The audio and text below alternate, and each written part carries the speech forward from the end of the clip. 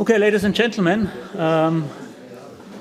let me welcome you to this year's Global Economy Lecture, which is a lecture series jointly organized by the Austrian National Bank and the Vienna Institute for International Economic Studies. I think it's the 28th lecture, so it's almost existing for 30 years now, this lecture. And we are very happy that we made it again for this year. I will pass over to Governor Holzmann, who will give some introductory speech and invite our lecturer, Carmen Reinhart, and then we will listen to the presentation. Thanks. Thank you much, Robert. Ladies and gentlemen, it's a great pleasure to welcome you here for an annual global economic lecture of a specific kind, because when one talks about international economics, I think there are very few people, if at all, that represent international economics and thinking about the global topics as our special guest today, Carmen Reinhart, that I'm sure you have all come across over the last years in eminent publications. And so my task here is essentially to remind you of some of the highlights why she has, I think, this outstanding position in economics.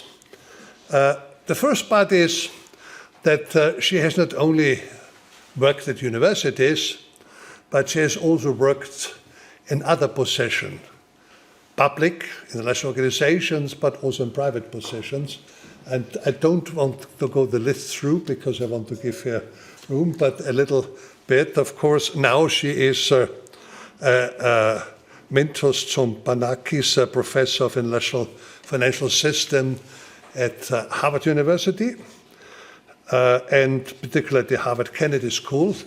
And before, she was in the position of vice president, senior vice president, and chief economist at the World Bank.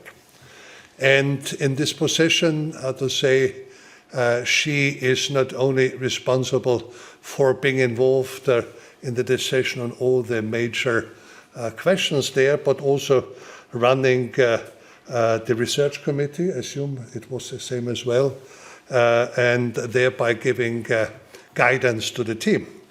But in addition to that, she was chief economist at the investment bank. She was also at the IMF senior policy advisor and deputy director of the National Monetary Fund.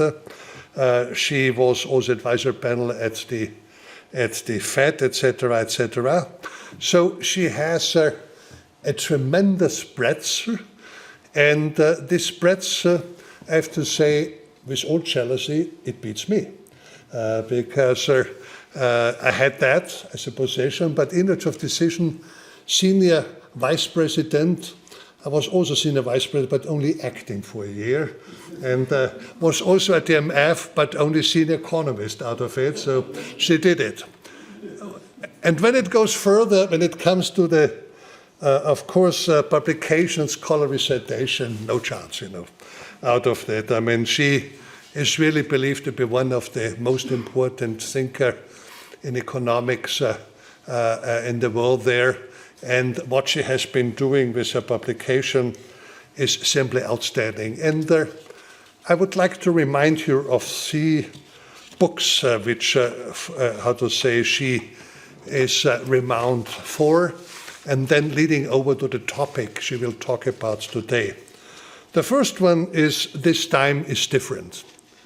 As you all recall, bringing data together on 66 countries over 8th century in order to make the point, when an expert says this time is different, don't believe him.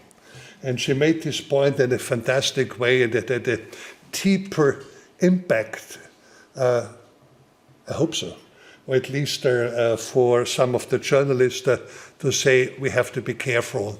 And we have to see that economics always is done around a few parameters and data and links, and if you try to miss them now, you will again be struck. And with regard to that, we may be inclined to talk about China. We won't do it, but this would fit there. The second part then was something dealing with the twin crisis, so the link between banking crisis and balance of payments crisis, where she showed something that we had conjectured for some time, but she put the data up saying, well, they're closely linked. Typically, banks create the banking crisis creates the foreign exchange crisis. But once you have the crisis, banks are deeply impacted. And this is something we just recalled when we talked a little bit about Greece, where this became very, very strong. And last but not least, this in the aftermath of the financial crisis, where she, went close into that, what has created this, or how long does it take to get out of such a crisis? And getting out of such a crisis requires a lot of work, and only few countries have been able to do so, because once the mechanisms and the data is there, it becomes very difficult to get out of it.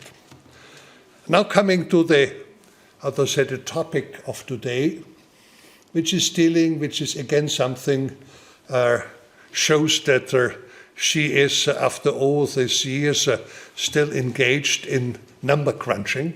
And the number crunching she did now is again extremely impressive, almost non-human, is to go after the data, which often doesn't exist, is the data about her Chinese loans elsewhere, so development data of which the owner is China. And as she will show you with her graphs, that the numbers about this are not immediately available, so it takes a kind of an economic detective to bring them together. And the implications of this debt and how China is dealing with it will definitely be with us for the next decade. So Carmen, thanks for doing the job, coming over only for 2 years by flight and then going back again. And we are all looking forward to your speech. Please, the floor is yours. Thank you.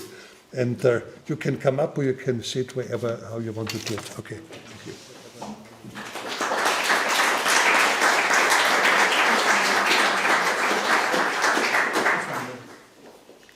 Well, it's a real honor to be here, and I want to thank the governor for such a wonderful introduction. It really was exceptional. Thank you.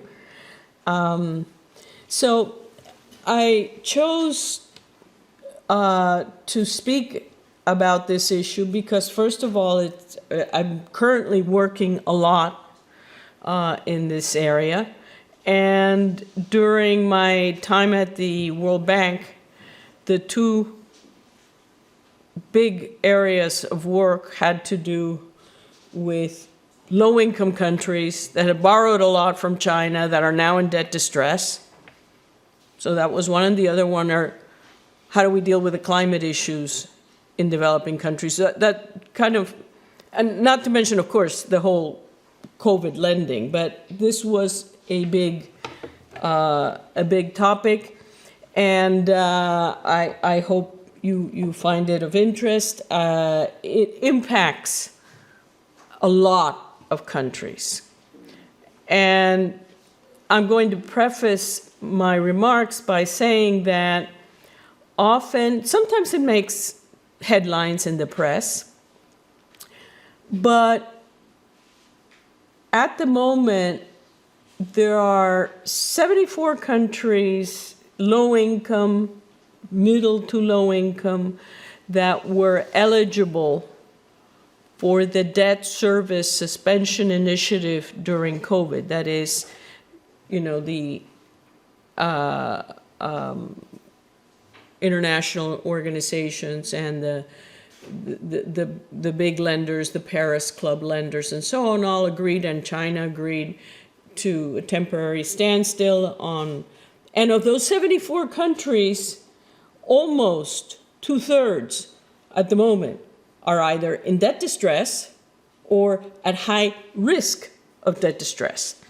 Now, you don't pick up the newspaper or, check the web and you say, oh, there's a debt crisis going on. This is a quieter debt crisis because they're not systemic. They're very poor countries, many of them. And so they don't really impact capital markets. They don't make the headlines like the way, when Mexico defaulted in '82 and then Brazil, and these are big effects. When Russia defaulted in '98, different from the default now, that's a different, but they're not systemic, but it affects a big chunk of the world's population. So it's not in dollars, but certainly in population. I wanted to preface my remarks by saying that.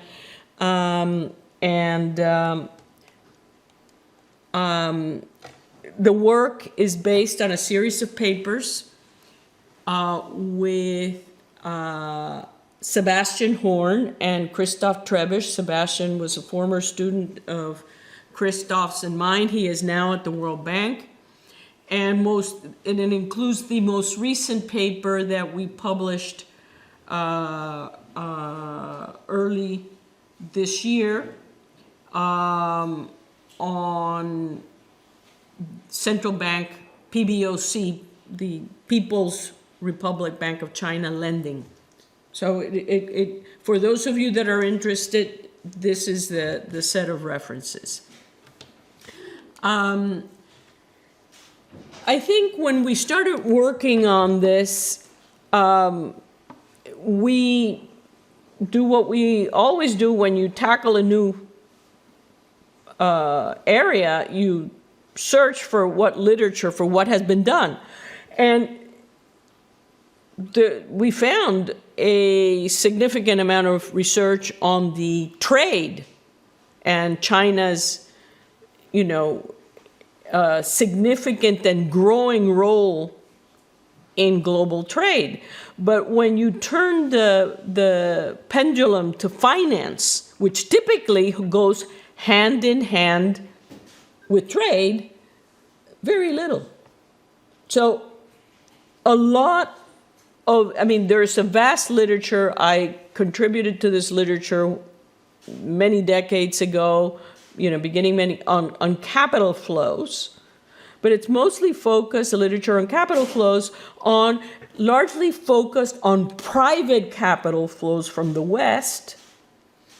And so, big literature on the global financial cycle and what are the drivers of capital flows. Very little on the huge, the large flows, some of them official, meaning from government to government, but some of them not so clear, because Chinese capital flows can be divided into those that are official, i.e. from unofficial institutions like Export-Import Bank, but more recently the China Development Bank has said it's a private institution, so it's tough to, but Chinese capital flows abroad, as a financier, started with none other than the U.S., right? The huge purchases of U.S. Treasury securities that started really early 2000s, and it had massive impact on international capital markets. Governors like Ben Bernanke wrote about the saving glut, and this large purchases of U.S. Treasury securities, and then came the global financial crisis. And it wasn't just Treasury securities, they diversified, PBOC diversified and purchased other. I'm not going to talk about the portfolio investment flows. I am going to focus on, I'm having a real tough time here with this. Okay. Okay. Okay, there. I'm going to focus on south-to-south lending. That is, not portfolio flows, not buying, not central bank PBOC, central bank buying of government securities, but lending to much of the developing world. And often that lending was connected to the Belt and Road Initiative, although the Belt and Road, umbrella really emerged later. That the lending was already underway.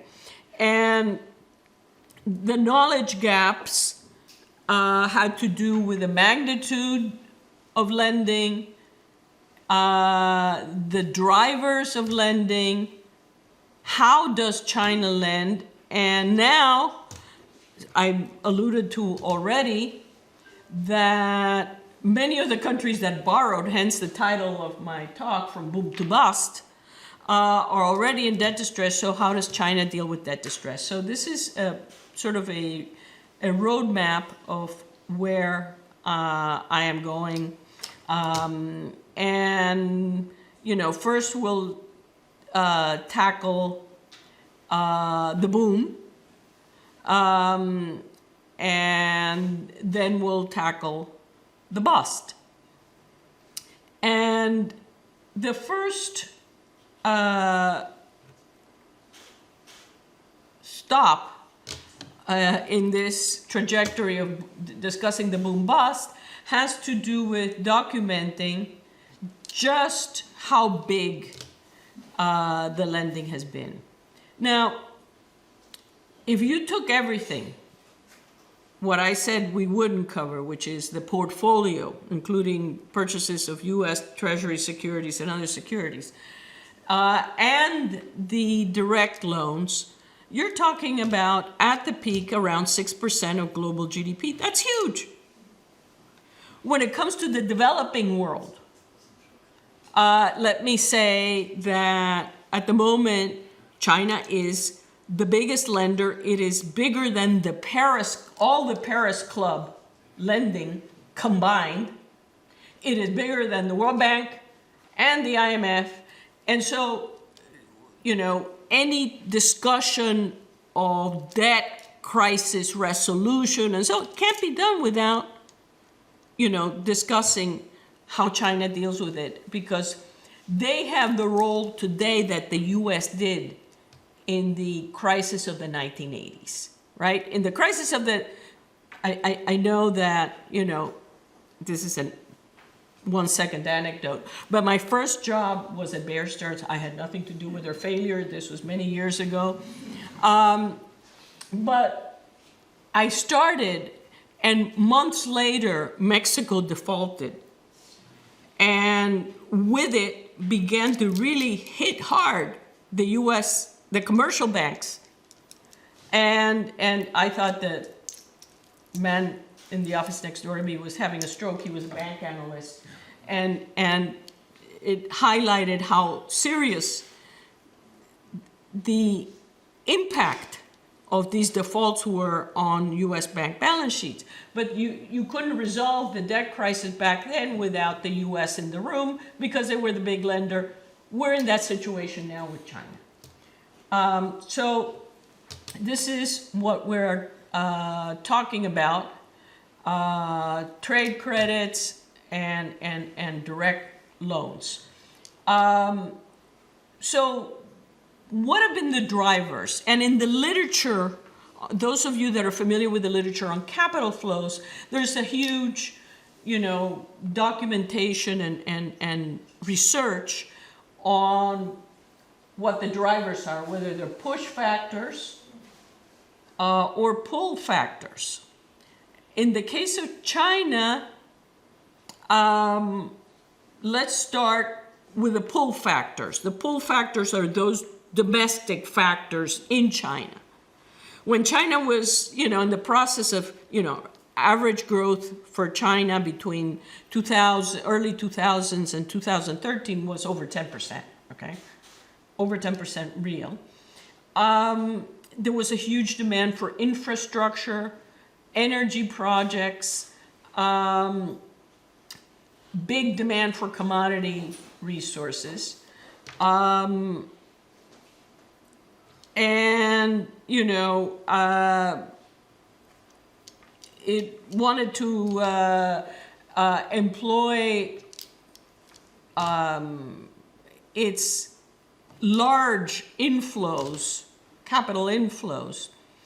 The PBOC, the central bank, was buying treasury securities at a record clip, bigger than the purchases of the Fed. And it wanted to recycle that, very much like the OPEC countries recycled dollars in the 70s. And it wanted to secure, as I said, the big demand for commodities, secure resources. So these were the push factors that drove, I misspoke the first time, that drove capital from China to look elsewhere. And elsewhere, you had the emerging market world, the developing countries, with very big infrastructure needs. But this is important. This is really important. How many of you have heard of the highly indebted poorest country initiative, the HIPC? This was began in 1996, and it was an initiative. The highly indebted poorest country initiative was, you know, spearheaded by the Paris Club, the World Bank,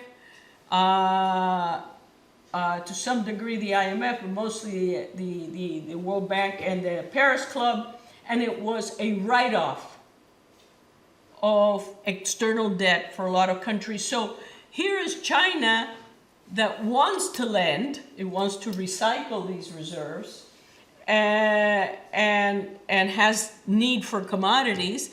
And here are these low-income commodity producers that now have a clean slate, very little external debt. At the same time, commodity prices are high. The China boom was the longest since at least the late 1700s. I'm not making this up. So you have a typical borrower that's a very poor country with a track record of default, but nonetheless, they have really good terms of trade now, high commodity prices, have very little external debt. And if you believe this time is different, it means things are going to stay like that forever, right? So they will be able to accommodate new borrowing. And this was the expectation. And as in typical, I know this is self-advertisement and it's gross, but I can't help to say, but the big this time is different syndrome at that time was that, yes, these countries can take on the debt and be able to service it. Why? Because commodity prices are high and they'll probably stay high. So growth will be high and so on. In effect, it didn't work out that way, and here we are. But I'm getting ahead of myself on the bust. And this thing is bust. Speaking of bust, there, okay. So where did the lending go? Maybe you want to, okay. I'm just going to say some brief remarks because I want to really follow the story from boom to bust. But this is not a project where you could go to the World Bank or the IMF or the BIS or any other and download data on this. So we put together, a broad array of micro data and constructed the indebtedness to China from the bottom up, project by project. And this entire data set is all in the public domain. And we, as I said, relied heavily on many sources that are also covered different geographical areas. And a big takeaway, before just to anticipate what the data will show, is that the official data set, the data set on external debt housed and published by the World Bank since the early 1950s, only captured about one half of the lending that was taking place. And, for me, I've worked, for decades now, it seems forever, on crises and financial crises. You tell me that I think that I'm significantly underestimating the debt of a country. Let's take Angola. Angola is an oil producer, very attractive to China. I'm going to make up the numbers just to highlight a point. The official debt said their debt was 35% of GDP. In reality, it might have been 60. Okay? If you're doing surveillance at the IMF, doing debt sustainability exercise with a number that's fictitious, that surveillance isn't very useful. And that's on the private policy surveillance, the hidden debt problem. Bondholders, many of these countries, including Angola, were floating bonds in, big new entry of frontier economies. You issue a bond, and your bond is priced depending on the risk assessment. And if the risk assessment is subject to the same mismeasurement of debt, that bond is also going to be mispriced. And so the consequences of what I'm saying here are not academic, is the point that I'm making. It has, the fact that there are these hidden debts is very real. And I'm struggling. Okay. All right. Now, back to the issue of lending. China went from lending to a handful of countries that primarily had ties with communist China to a much larger global, and you're about to see the map, we hope, here's, of where they lend. So, and at the moment, a lot of the debt distress that I alluded to earlier, which are on debts owed to China, is concentrated in, but not limited to, sub-Saharan Africa. But not limited to, right? Because Sri Lanka has been making news on its default. The biggest creditor there is China. Pakistan hasn't defaulted yet, but the real risks are there. Egypt has entered really risky territory. Both owe China big substantive share of their debt is owed to China. So you get the picture that this is not a small issue from the global standpoint. It may not be the high-income countries, so it may not have the immediate capital market consequences of a debt crisis in Greece or a debt crisis in a large emerging market like Mexico, but it is impacting a significant share of the world. So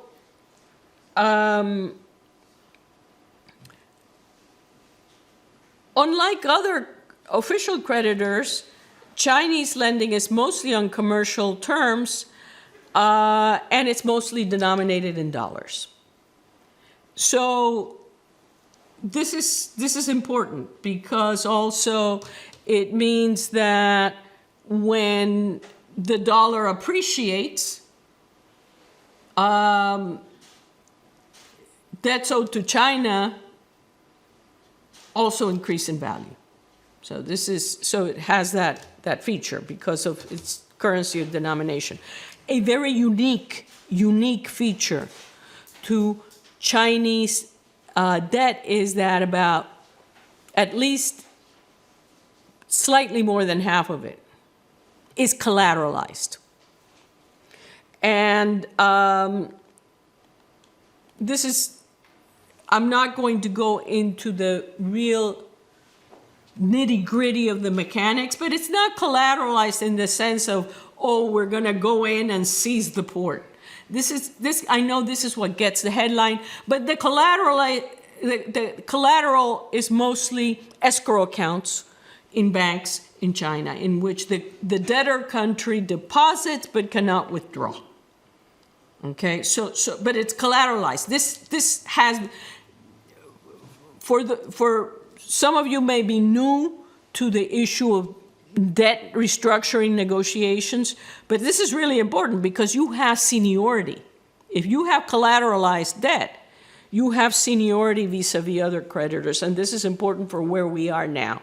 And this is a big issue when we go to the IMF meetings and the World Bank meetings, and we hear the discussions on, has there been any progress on debt restructuring? And the short answer is no. One of the issues has to do also with what we know, but the collateralization involves these escrow accounts and usually multiple agents. Now, another very unique feature of Chinese debt, this is taken from Gelpern et al. My co-authors Trebish and Horn were co-authors in this paper. I was not, but this is really important, so I've included it here. The contracts, especially since around 2013, have included confidentiality clauses. This is very, very unique. It meant, and very explicitly, the disclosure affected what countries disclosed to the IMF and the World Bank, hence the gross understatement of debt. And this secrecy has been on the rise since 2013, confidentiality clauses. Which brings us to the issue that I had talked about early, that I had prefaced early. We've been facing the big issue of hidden debt, which is what we wrote about. About how long have I been speaking, just to... Still 20 minutes. Hmm? You have still 20 minutes to speak. I have what? You have still 20 minutes. Okay, very good. No, I just wanted to. So this is the big issue that I alluded to, the issue of hidden debt.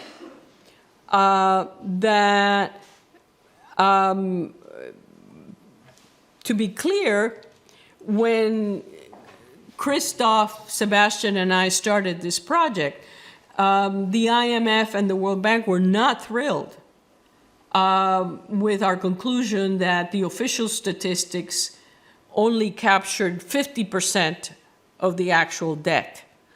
They thought we were somewhat sensationalist. That view was rapidly revised as countries started to fall in debt distress. And when when the Democratic Republic of Congo went to the IMF, and it turned out that their external debt was twice what they previously thought, and all these additional indebtedness was revealed,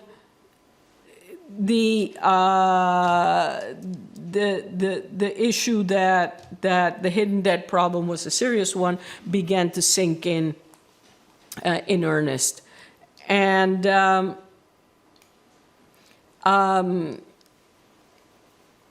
why can you have such a massive underreporting problem? Well, let me say that because China is not a member of the Paris Club or the OECD, you know, its reporting and its lending is negotiated entirely bilaterally.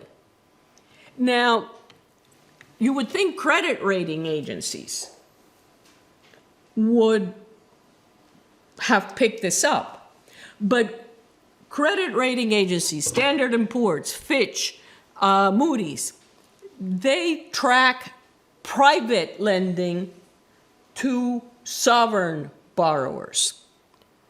And they treat all of Chinese lending erroneously. They treat all of it as official. So, you know, if Ghana stopped payment on a bond, as it has, credit rating agencies pick it up right away. But if Ghana doesn't service a loan made by, say, the French government, credit rating agency doesn't, you know, that's official to official. Similarly, if they treat all of Chinese lending as official, if they stop making payments to Chinese creditors, it's off the radar screen. So the bottom line is that we had a real data gap, a real reporting gap here, and this is what we tried to address. And here tells you a little bit in the aggregate what the orders of magnitude, and you can see they're quite significant, the order of magnitude of the hidden debt problem. And so I can honestly say this is not, I'm not saying this after the fact, we were saying this before the fact. We have not been surprised by the surge in the incidence of debt servicing difficulties that have taken place. COVID certainly has accelerated this, but even before COVID, you already had a substantial increase in debt servicing difficulties in many of the low-income countries. And you can see, you know, what the extent of revisions to the data that our analysis generated.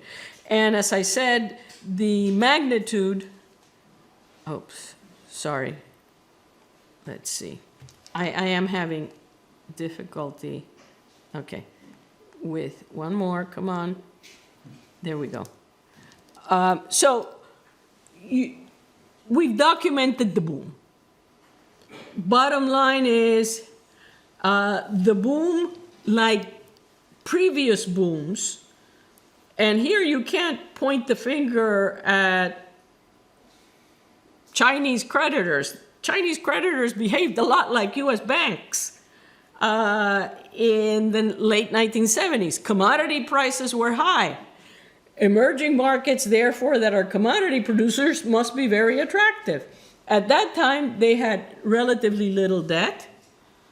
And so, you know, in that regard, today's Chinese official lenders acted a lot like U.S. commercial banks during the prior boom in commodity prices. So, and like in the prior commodity boom, it was this time is different, right? It's going to last. And as long as commodity prices are high, these countries can continue to service their debt because their export earnings are high.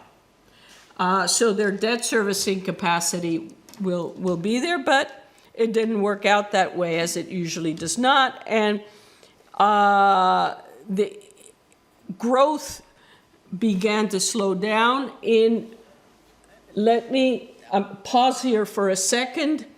In 2021, I want to say. In 2021, in the spring of 2021, the Nobel Committee organized a conference on the impact of COVID globally. And this was a 2.5-day event, and asked me to speak on the impact on developing countries. And I wrote a short piece for anyone who's interested called The Reversal Problem to support my presentation. And it basically showed that a lot of the markers of development, poverty levels, within country inequality, across country inequality, markers like geopolitical markers like the Freedom House indices that had begun to revert. So there had been a setback to development. In effect, the increase in poverty recorded by the World Bank in the first year of COVID was the first since 1998. So there had been, backsliding in development. So the point I'm making is that the debt distress cycle had begun, and the boom had ended, and the bust had begun to emerge. So how do Chinese creditors deal with debt distress? This is a big question, and when you go, and read about the IMF and World Bank annual meetings in Marrakesh this year, this will be a big topic. This will be, so if you have debt distress, it's another way of saying you have a debt overhang. You have too much debt relative to your repayment capacity. So how do you get debt relief? Well, you can get debt relief by having maturities of your lending lengthened. You can get some debt relief by having the terms of lending, the interest rate reduced. You can go even further if there's some write-off of principal. So far, China's debt restructurings do none of those things. They're mostly what one would call cash flow relief, which were not unlike the early negotiations with US banks, by the way, in which I'll give you a grace period. So, I'll give you a grace period, and basically I can hope that in that grace period something marvelous happens to you, and you can, this is typically what one would classify under the heading of kicking the can down the road, because it doesn't offer any debt reduction in a net present value. Sometimes actually net present value goes the other way. So it doesn't really do anything. And most of the restructurings, the common pattern of restructurings, and there have been many, including what one would call serial debt restructurings. Ecuador, for example, I don't know if any of you follow the headlines on debt restructuring, but you remember in Argentina and Ecuador restructured the debt. It was a big to-do in the press in 2020 because it involved private bondholders, right? It involved restructuring their private debt. But at the same time, also China's debts were restructured. But since then, Ecuador's restructured debts with China a couple of more times. And there's a lot of serial The most recent way of dealing with debt distress now is China has done, as I said, these bilateral, they're closed doors, they're not in the context of Paris Club, they're not discussed with other creditors, it's bilateral. And these debt restructurings have now been more recently accompanied by liquidity support from the People's Republic Bank of China, PBOC, in the form of swap lines. But we're at a central bank here, okay? We understand swap lines to be, one central bank extends a swap line to another central bank. It's a short term, it's very quickly repaid, it's for, short-term liquidity needs. No. These swap lines have an average maturity of 2.5 years, which we actually calculated the rollover. So these are not swap lines to deal with short-term liquidity problems. These are swap lines to deal with more chronic debt servicing problems. And they're quite reminiscent of what US banks did in the beginning of the 80s. They would do bridge loans. I'll give you a bridge loan. And maybe, again, something miraculous happens between now and when you need to repay, and everything will be all right.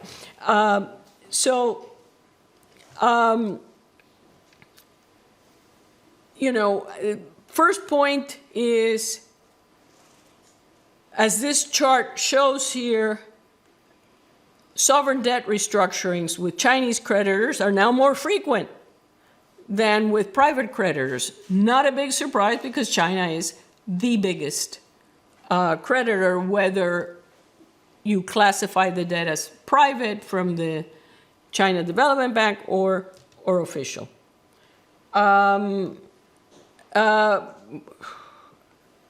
Most of the debt relief has offered no face value reduction. So it's very similar to recap as to what US banks did in the earlier stages. And this is, by the way, a chronic problem. And this is part of this time is different. We discuss in the book on dealing, which makes crises more protracted, as the governor was saying, resolution more protracted, if you don't recognize it. You treat it as a liquidity problem rather than a solvency problem. And if you don't treat it as a solvency problem, you're not willing to do write-offs.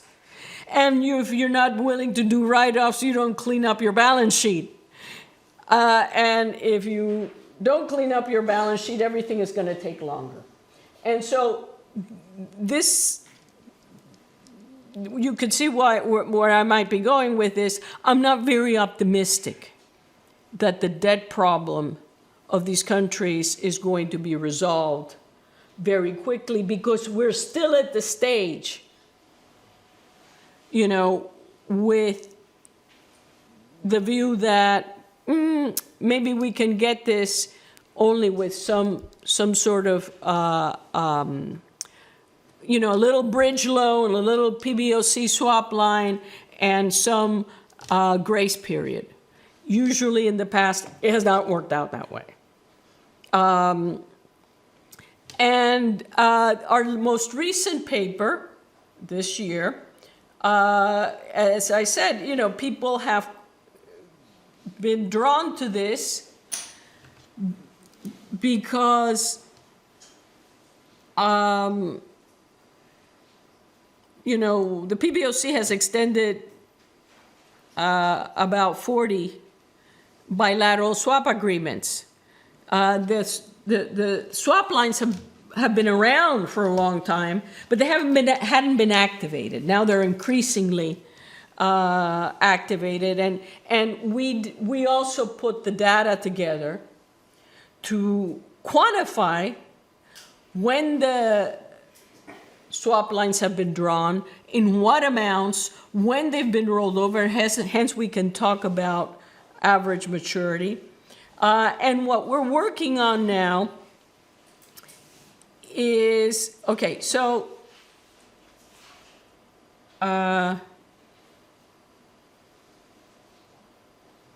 this is, okay. What we're working on now is what are the swap lines used for? We have a conjecture, okay, that the swap lines, yes, they superficially can make reserves look higher. So you know, Egypt had, especially immediately after Russia invaded Ukraine, Egypt was already in a precarious situation. They're a big importer of grain and energy. Took a big hit. The Egyptian pound crashed, and they got a swap line, and it made their reserves that had been largely depleted look better. But our speculation is that these swap lines serve much the purpose of the bridge loans that the commercial banks gave, the US commercial banks gave in the late 70s, in the early 80s, in that the PBOC is helping Egypt being able to service its debt to Chinese creditors. So it's evergreening. It's evergreening.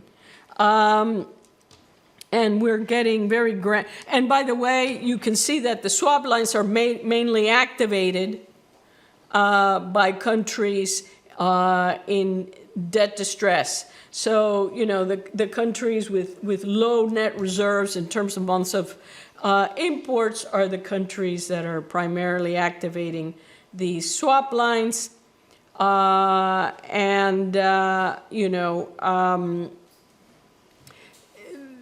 People ask me, when they hear about this, they ask me, so is China going to displace the IMF? No, I don't. This is, you know, this is very much in the spirit of a bilateral transaction that, you know, it's being done to help the country repay Chinese creditors. It's not in the surveillance business. It's not yet on the scale of IMF, in the IMF mold. Okay, so I've already said this. You know, the idea being, you get a swap line, it was sort of the old story.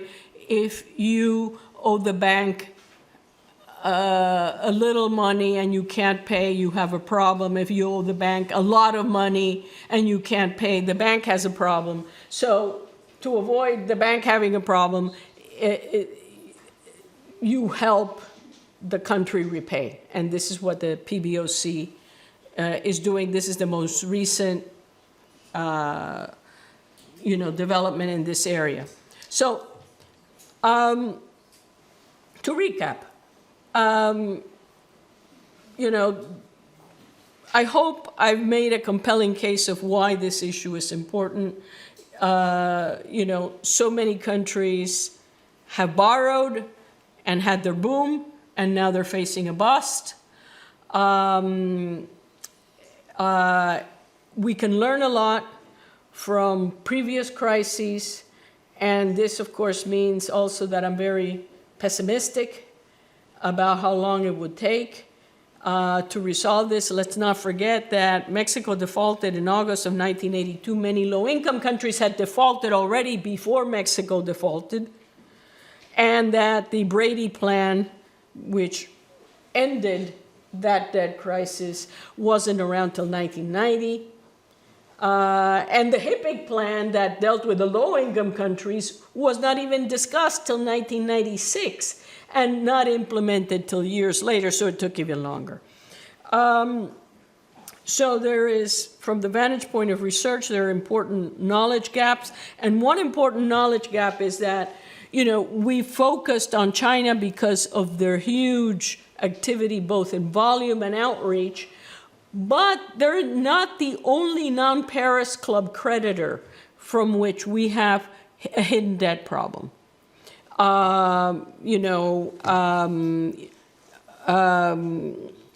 Saudi Arabia and UAE are huge lenders, not with the outreach of China, not with the scale of China, but they're big. India also, and to some degree there are others like Brazil that there's some lending, but the Arab states, I think, are big creditors that we also need to understand better to get a real full picture of capital flows.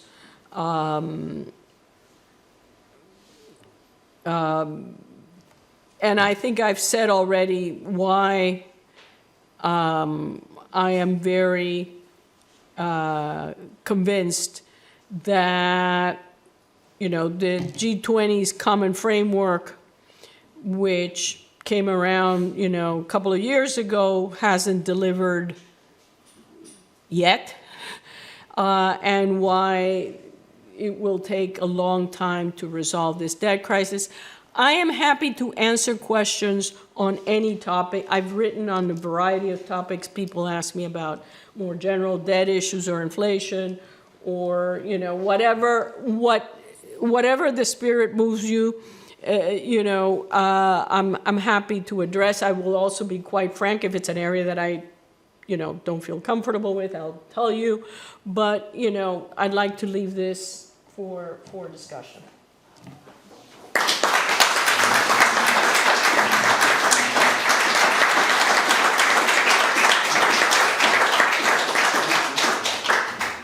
So thank you so much for this very interesting talk and giving us these insights in an area which maybe not known to many of us, because this Chinese financial architecture is quite important topic, but not that known. And also thank you for collecting all this data to get these insights.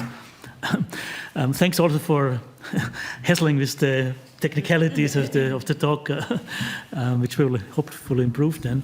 And also many thanks to inviting us to give questions on all kind of topics related to this. Or not related. Or not related, thanks, yeah. And let our thoughts flow. For those attending online, please enter your question in the chat. I try to follow it and then maybe have to translate it to Carmen and summarize it. But maybe start in the audience on specific issues. Let me start with Holtzman. Thanks a lot, Carmen, for this fantastic speech and for the work you're doing. I have 3 quick questions, but linked with this one. Starting out with the swap lines.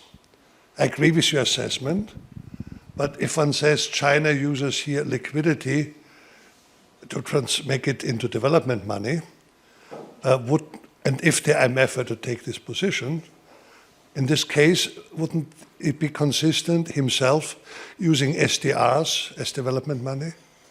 Isn't it the same category if one were to attack this one, would also say we can't do this one? Second one, your slide number where you had the 50% there. If I followed correctly, it suggested that we had a major debt reduction and HIPC was very relevant, and I joined the World Bank at the time when HIPC was created, but it was down there. But I think almost all of the change in between is China money.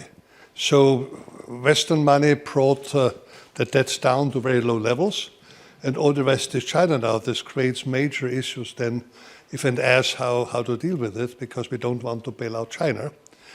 And the last one, since you worked for the IMF, so I don't know how much you've been down at the trenches, But I'm wondering, so many countries, and if you have such an amount of outstanding debt,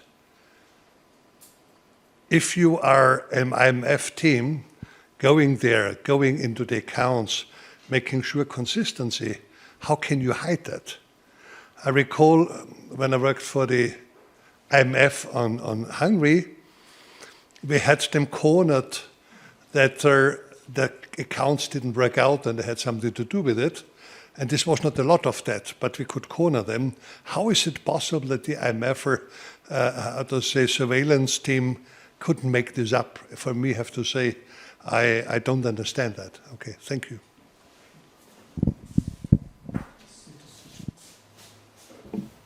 So, Governor, these are excellent and very difficult question on how could you hide such a thing.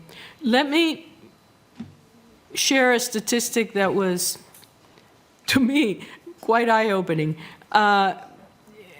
We did a pilot at the World Bank looking, because we wanted to start the issue collecting also domestic debt. There's no cohesive domestic debt database that mirrors the data on external debt.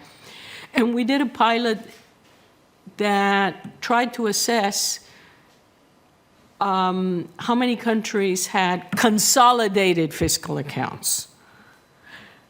And, you know, slightly more than half among the low income had no consolidated fiscal accounts. So, you know, they themselves, meaning a lot of the hidden debts wasn't central government, but enterprise debt, SOEs that, you know, and other entities.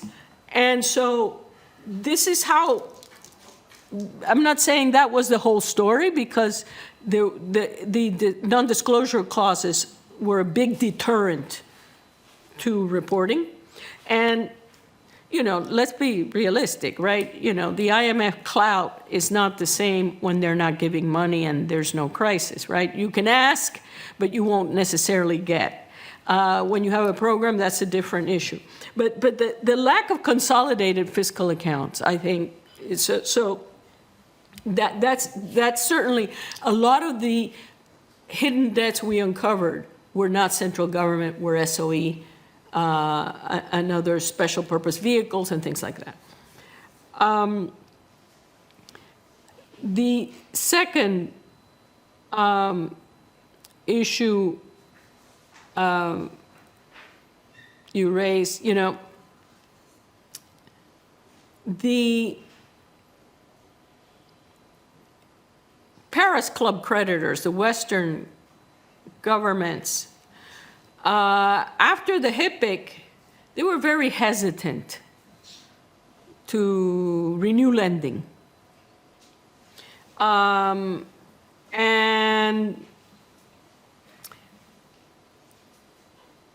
this is also why China had a golden opportunity to fill in the gap, to step in and fill in the gap. But at the moment, when I've had discussions, and there were many such discussions with the executive directors, there is little appetite also. So we can't just point to China and say, oh, China doesn't want to restructure.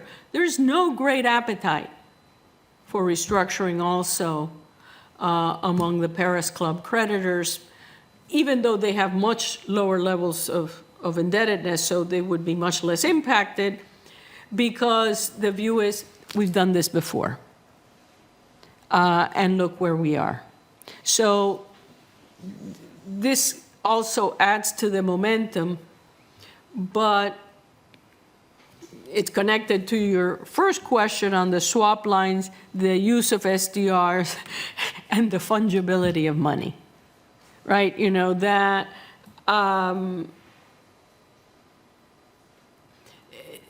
in effect, you could construe a situation in which the IMF coughs up the SDRs and those funds are used to repay PBOC swap lines or other forms of debt. That is a major concern. That also applies to, by the way, what I mentioned earlier, that the Paris Club creditors are in no rush to and this is not a hypothetical. Suriname defaulted.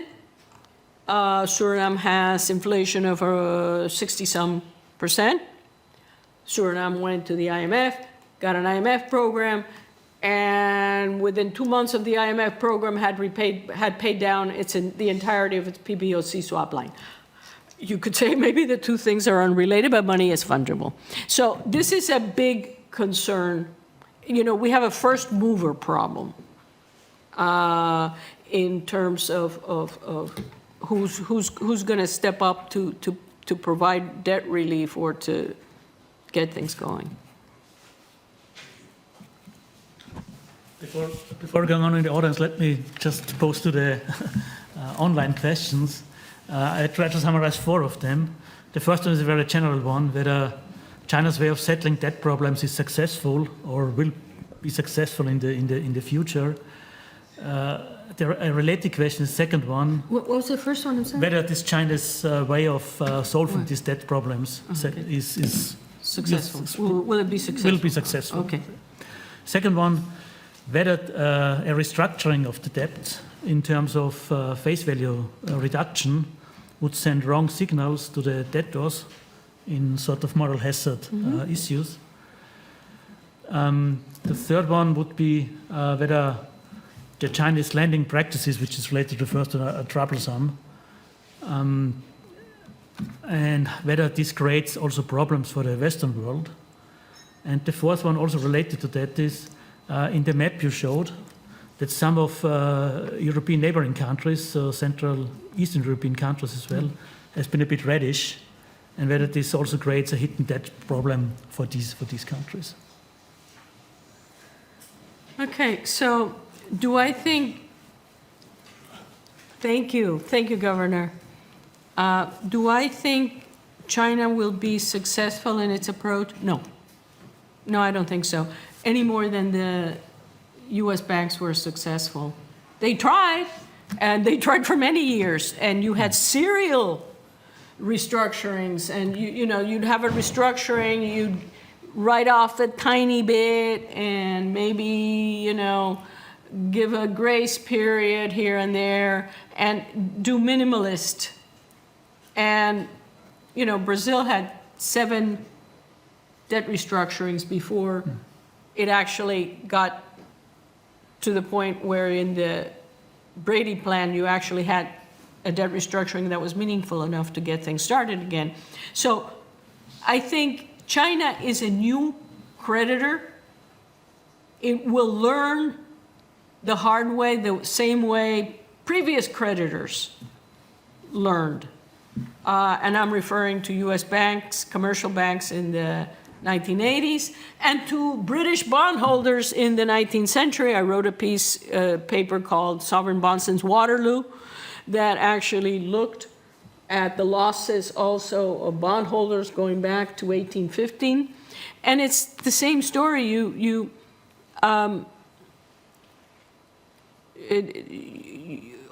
Ultimately, you have to take a haircut. How big the haircut is, there's a lot of variance. The median haircut historically is about 36% or so. But for poor countries, it's actually bigger.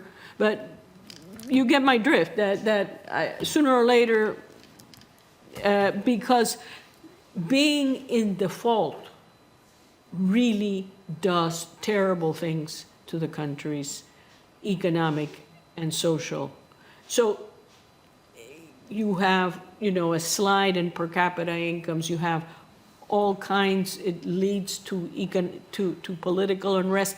So the ability to repay actually worsens over time. So it's not that end up having haircuts because the debtors say, oh, they won. No, it's because they really can't pay. It's not feasible. On the moral hazard, yeah, I agree with you that, if the first thing you say is oh, we're going to give you a haircut, no questions asked, that's certainly a very, very bad signal. And China, like every other creditor, wants to be repaid. That's what creditors do. You give credit and you expect repayment.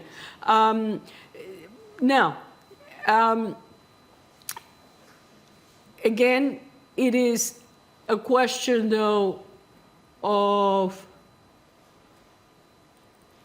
realism. If I'm a creditor, I would rather be repaid 65 cents on the dollar than 35 cents on the dollar. And delays can actually shoot you in the foot for the reason I alluded to. I do have ongoing work on the social costs of default, and repayment capacity deteriorates. That protracted defaults lead to contraction in per capita income and debt servicing capacity.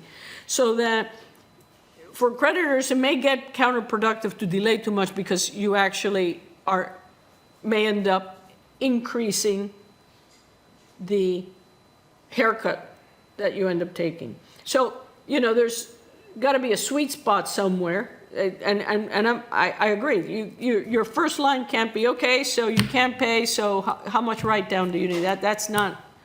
But there's got to be a recognition that in many of these cases, that really isn't sustainable. Do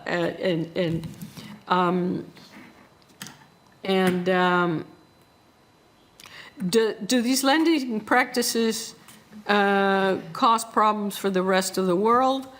Well, look, the point that I've been making is that I'm not making this up. You can check the IMF and World Bank, more than 60%, closer to 2/3 of the low-income countries are either in debt distress or at high risk of debt distress. The high risk of debt distress, the IMF World Bank categorization divides you up into low risk of debt distress, moderate risk, and then there's subdivisions, high risk, and then in debt distress. And the upper two categories, account for almost 2/3. That's a very significant share of countries. Not a very significant in dollar terms because they're very poor. But they're certainly very significant in terms of population. And migration patterns are impacted, the spillovers in terms of lack of security. It is this is known in the literature and the geopolitical issues that political unrest is also connected to economic performance. In the last few years, the number of countries having coups in sub-Saharan Africa has increased pretty dramatically. What I'm saying is there's all it doesn't have the big headline. This is not Lehman Brothers, okay? It doesn't have that headline effect, but it certainly has real consequences. The last one was on the European neighborhood states and the Central Eastern European countries where there's Okay. debt distress or hidden debt for these countries.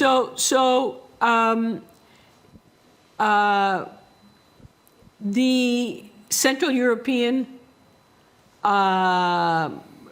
former Soviet republics, are also, and I don't know if you got to see the chart, but Turkmenistan was the number one. Turkmenistan has no data. I mean, what we have is more or less, you know, a novel or a concept of fiction when you look at it. I mean, the World Economic Outlook doesn't even include it. But so many of the issues that I raised in terms of hidden debts are there. They're not I remember I mentioned earlier that we did a pilot on seeing how many countries had consolidated fiscal accounts. So there's a higher share of countries having consolidated fiscal accounts. This also made that the hidden debt problem is somewhat smaller for a number of these. So, you know, as a group, I can't tell you they are in the same boat as Sub-Saharan Africa or some of the Asian countries like Laos and Sri Lanka. They're not. But the hidden debt problems are still there. That's a point, in a nutshell, what I was trying to make. Okay, then. So many hands. So 1, 2, 3. Well, thank you very much for your presentation. Being an expert on debt issues, maybe it's helpful to be in the city of Sigmund Freud so that we can also talk about subconsciousness. But to be more serious, you pointed out that forbearance is still the main tool that China was applying over the last couple of years. And if I remember in one of your papers, you were showing that with regards to Serbia, they treated Serbia differently because they took a haircut at least twice on Serbian debt. So it might be a little bit specific, but do you have any explanation for that? The second question, with regards to the renminbi swap lines, could that on the one hand mean that this is a little bit like on the way for China to become a reserve currency? And could we also see some debt equity swaps along the line? Thank you. Excellent. Okay, you want to answer these ones, or should we collect? No, let me do this Okay. very quickly. Yeah. Serbia is the exception and not the rule. Cuba, I'm Cuban-born. Cuba also got a haircut, but they're small amounts. The exposure, so there are, and you saw the bar chart that there is a, you know, they tend to be more symbolic, if you will. The big PBOC loans don't get write-offs. The currency question I definitely want to address. PBOC swap lines are in renminbi, denominated in renminbi, but they offer conversion to dollars. So, you know, if Egypt or Pakistan, both which have run, or Turkey, which also, all three have really run down reserves, need dollars, the swap line is. Let me say, but I do want to say just something on the issue of the renminbi as an international. I did, the former student of mine who works at the PBOC interviewed me, and so there's an article in one of the research magazines on the issue of reserve currencies. My sense, so what I'm saying here is pretty much a summary of what I said there. And I've written about this with Ken Rogoff and Ethan Ilsetsky. My sense is China was in a very fast trajectory to internationalize the renminbi until 2015. The small devaluation and the reversal in capital flows and the decline in reserves that begins around 2015 shook confidence. It led them to reinforce capital controls, really slowed things down. And I think the current challenges that they're facing, I haven't talked about the domestic challenges with real estate lending, with the lending, with the borrowing by the provincial governments, which have quantification issues, and with the debt overhang that many exporters face, they have, what I'm getting at is they have financial vulnerability issues. This is not the time to go really after internationalization. Why? Because for things you need a convertible currency. People don't hold dollars or hold euros. You know, central banks hold an underlying asset, right? And the liquidity of the treasury market is what of the U.S. Treasury market is what needs to be replaced. And you really, that kind of liquidity, even though China has certainly the potential in terms of being unified, having a unified market and being of that significant size, but it's important for the use as a reserve currency that you're able to get out when you want to get out, and that's kind of hard to do with capital controls. So convertibility is a real cornerstone. Carmen Institute for the Danube region in Central Europe. I would like to thank you very much for your presentation, and I would like to revert to an article in Foreign Affairs, which was end of August, of Francis Fukuyama and Bannon, but with E, yeah, Bannon. Maybe you have heard about the article. They are criticizing very much that practically IMF and other donors are sort of helping to pay back loans to China. And they mention Montenegro. We know very well that there is a port China could get hold on, port of Bar. They mentioned Kenya and other countries. You have mentioned rightly Egypt, and it's a social question, it's a political question. How do you see, how could that be sort of handled in the future, this whole problem? Thank you. It is one of the big hurdles at the moment. Look, for any kind of financial architecture, like the Brady Plan, or for a big move that involves coordinated action, you need to have some minimum amount of trust among the creditors. Right now, that is lacking. The issue of repayment is a very real one. I mentioned the issue of seniority, that collateralized lending. So, you know, if you gather a room of creditors to Ghana, and the other creditors don't know how much or how little are in those escrow accounts. The whole, you know, which lawyers, of course, love, of comparable treatment goes out the window.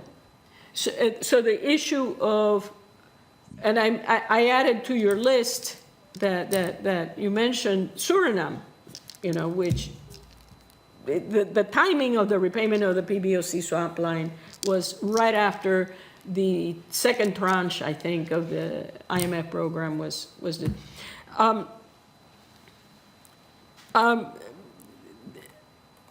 The IMF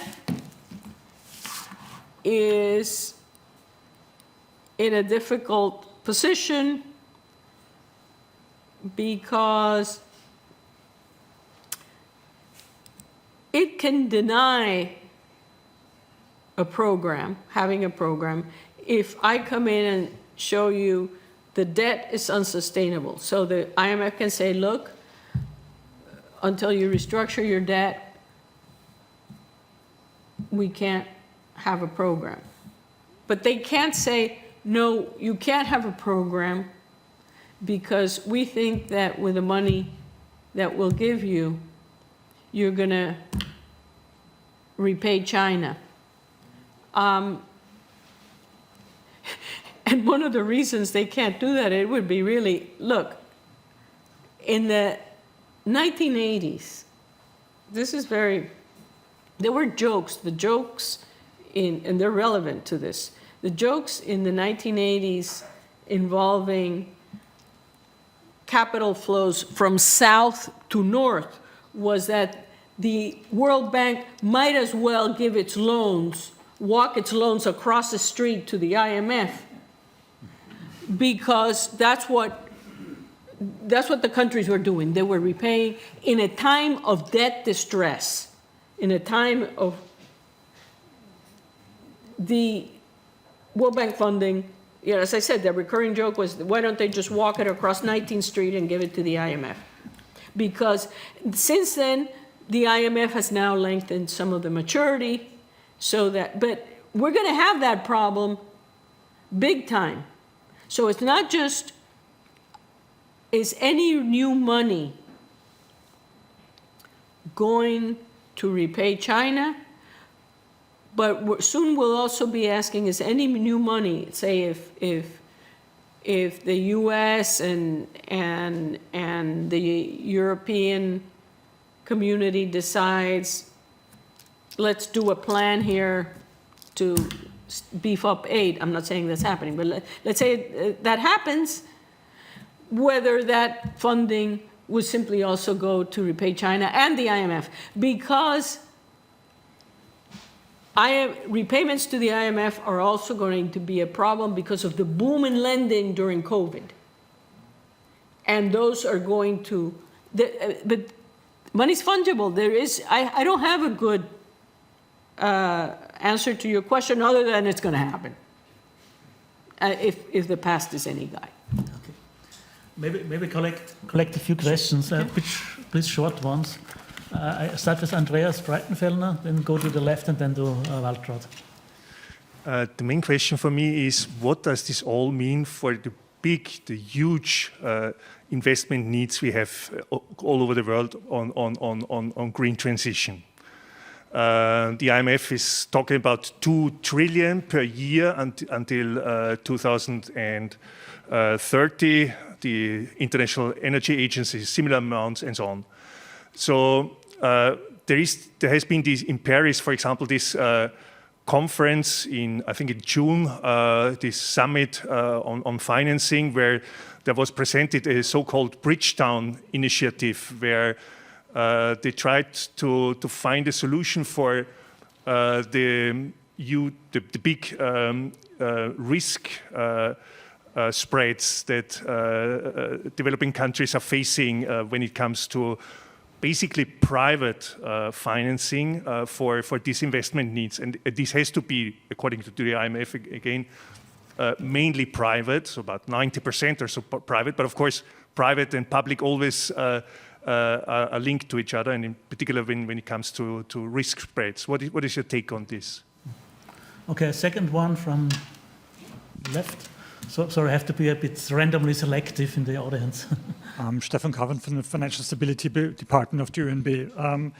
My question goes to European strategic, the perspective on countries like the Western Balkans, but also all the port investments that we've seen taking place in Europe. Do you see the bust that you were kind of forecasting on Chinese lending as also the end of the Belt and Road Initiative? Or do you think that that kind of initiative also is more than just an economic rationale, but has a kind of non-monetary payoff for the Chinese government as well, so that they would maintain that, even though they made losses or might make losses on those? Could you repeat the last part? I'm sorry. Whether the initiative, the Belt and Road Initiative, will end due to that bust in the lending, or whether you think it's going to be maintained for non-monetary reasons, like buying political influence and so on? That's the short version of it. Okay, then Waltraud. Wait for the mic, please. 1 second, please. Yeah.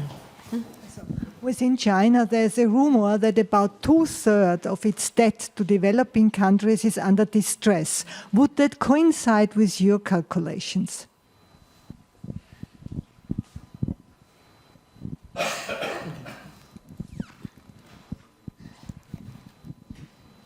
Okay. So your question was, does China publish its own debt, its own lending data, and does it coincide with? No.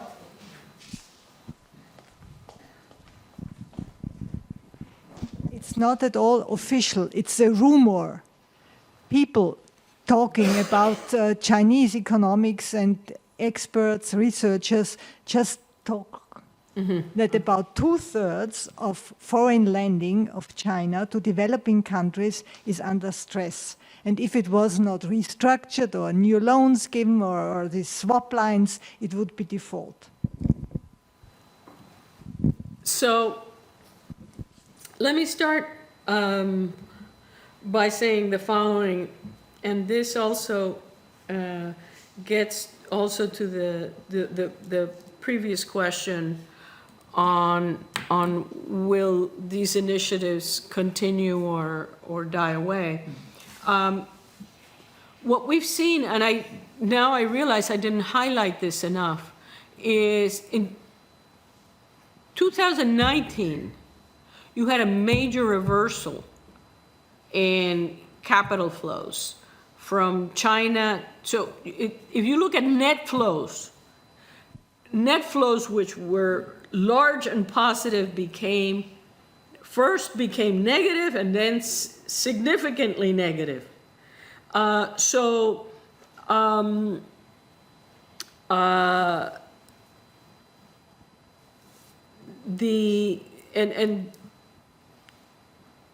In meetings with PBOC and with CDB, China Development Bank, I think the sense of overexposure is alive and well. And this also goes to the question of the gentleman in the back, that I think the big momentum with low-income developing countries, commodity producers, that is, yes, there might be strategic individual, that there, might be individual idiosyncratic political considerations, but as an initiative, as a big initiative, it's, it reversed already, and I think we will see negative net flows.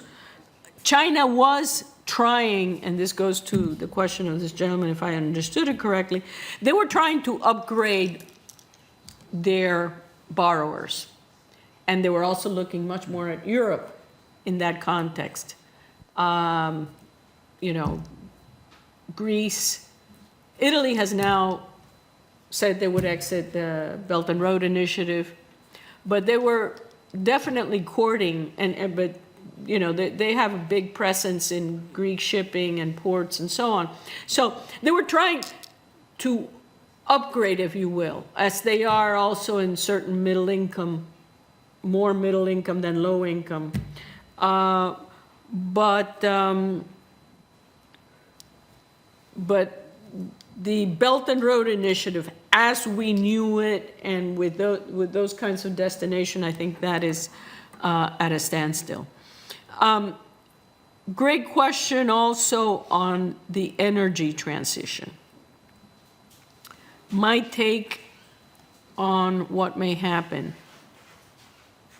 Frankly, whatever I think the IMF does or does not do, it's, first of all, it's small relative to what is needed.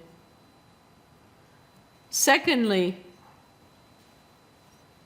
the IMF, it's like saying the IMF or the World Bank. Who funds the IMF and the World Bank? Ultimately, the decision of what funding will be available to deal with the very much needed climate transition, I think is still in the hands of the advanced economy governments. I think, it's, while at the World Bank, I could say I saw real progress on the analytics of, because this is important, you know, if you're gonna require funding, at least know what it's gonna be used for, right? You know, the new analytical reports, climate and development reports, which are granular, country-specific, and can give you a scorecard, right, for what is needed, and they're not cookie cutter. They're very. So I think there've been analytical, you know, improvements in the analytics side as to what is needed on a case by case. On the funding, look, you know, I had not countless, but a good many meetings with NGOs, private sector, and so on, in which, oh yeah, we want to invest green, we're interested in financing green investment, where are the guarantees? So in the end, the private sector very much looks to the World Bank or other multilaterals to step in and guarantee. And that just doesn't fit the model of the World Bank as we know it. The World Bank was created at the end of World War II to borrow AAA, you know, so that it can borrow very cheaply and lend concessional lending to developing countries that face much higher borrowing costs. You can only borrow AAA if you have a AAA rating. And if the World Bank were to start giving guarantees for a lot of the transit projects, closure of coal mines and other such things that are identified as needed, it would undermine that model unless, and it goes back to the donor countries. The donor countries say, okay, you're going to take these potential losses, we'll recapitalize you, we'll pump it in, which they did during HIPC, right? One can say, oh, the World Bank wrote off in HIPC. No, the World Bank wrote off in the debt in HIPC because the underlying donors provided the support to do that. In my view, that ultimate north-south is what's going to, and it's at a tough time, right? Because European countries are facing, like the US, like Japan, you know, big demographic challenges, high levels of debt, their own needs to transition, and as Christine Lagarde pointed out in Jackson Hole, the whole war has escalated the awareness that you need more military spending as well, more defense spending. This was one of Madame Lagarde's point at Jackson Hole. And so it's going to be tough to get advanced economies to do that kind of funding. I'll conclude by saying, I think China's going to play ball on their own stuff. You know, that they're going to do whatever they need to do, but they're not going to do somebody else's. So they're not going to be a donor. I think, unlike India, right? India's taking a stance that, why are you asking me to do this? You know, much more so than China, but they're not going to be. So I think ultimately it's going to be that very precarious need for the advanced economy countries to determine what they will do. Okay. On that cheerful note, Right. Let it be with that, because we overstretched already our time and Carmen's time. So thank you so much for the interesting presentation and the discussion. Maybe there's after a bit of time to talk to you privately. Thank you for coming. Also thank you for the people on the chat and on the internet. We would continue with this series, and we hope to welcome you next time as well. Thank you so much.